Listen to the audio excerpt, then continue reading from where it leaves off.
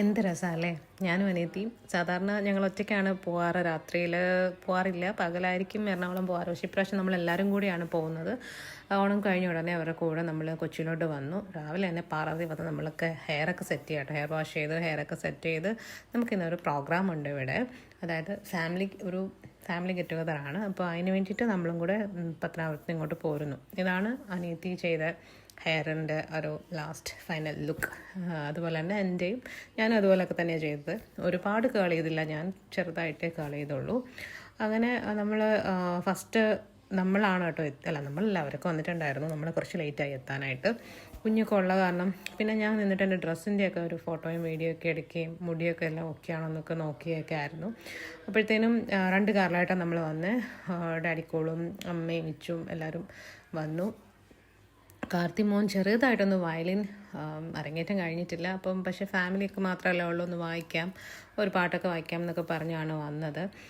വന്നതിന് ശേഷം നമ്മൾ വെൽക്കം ഡ്രിങ്കൊക്കെ എടുത്തു. കുടിച്ചതിന് ശേഷം അകത്ത് പോയിട്ട് എല്ലാവരെയും പരിചയമില്ലാത്ത ആൾക്കാരും ഉണ്ടല്ലോ, നമുക്ക് അറിയാത്തവരെയും കണ്ടിട്ടില്ലാത്തവരെയൊക്കെ പരിചയപ്പെടുകയും, ശരിക്കും പറഞ്ഞാൽ ഇങ്ങനെ ഒരു ഗെറ്റ് ടുഗദറൊക്കെ വെക്കുന്നത് ഭയങ്കര അടിപൊളിയാണ്. കാരണം നമുക്ക് നമ്മുടെ ഉള്ള ബന്ധങ്ങളൊക്കെ പുതുക്കാനും വയസ്സായിരിക്കുന്നവരെയും പിന്നെ പുതുതായിട്ടുണ്ടായ കുഞ്ഞു മക്കളെയൊക്കെ കാണാനും അങ്ങനെ അങ്ങോട്ടും ഇങ്ങോട്ടും ഒക്കെ ഒരു റിലേഷൻ കീപ്പ് ചെയ്യാൻ എപ്പോഴും ഇങ്ങനെയൊക്കെ ഉള്ള ഒരു ഒത്തുകൂടൽ ഭയങ്കര നല്ലതാണ്.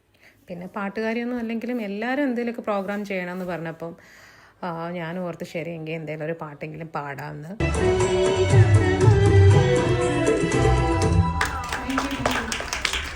പാട്ടൊക്കെ പാടി വെറുതെ എന്താ പറയുന്നത്, പ്രാക്ടീസ് ചെയ്തിട്ടൊന്നും പാടിയതല്ല.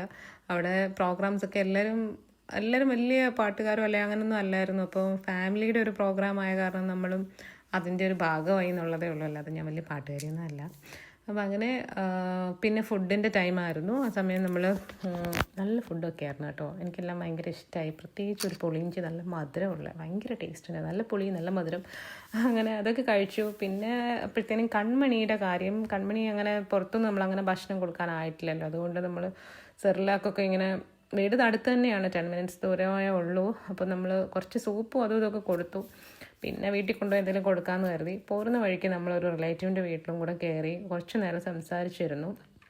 അതിനുശേഷം പിന്നെ ഇന്ന് തന്നെ നമ്മൾ രാത്രി തിരിച്ചു പോരണം എന്നായിരുന്നു കരുതിയിരുന്നത്. പിന്നെ ഓർത്തു രാത്രി ഡ്രൈവ് ചെയ്തൊക്കെ വീട് വരെ എത്തുന്നതൊക്കെ പാടല്ലേ, അങ്ങനെ പിന്നെ രാത്രി അവിടെ തന്നെ തങ്ങിയിട്ട് പിറ്റേന്ന് രാവിലെ പോകണമെന്നില്ല. അവിടെ എല്ലാവർക്കും വിഷമം. അങ്ങനെ യാത്ര പറഞ്ഞു പോകൽ എപ്പോഴും വിഷമം തന്നെയാണ്. അങ്ങനെ ഒരുമിച്ചുണ്ടായിരുന്ന നല്ല കുറച്ച് മെമ്മറീസ്.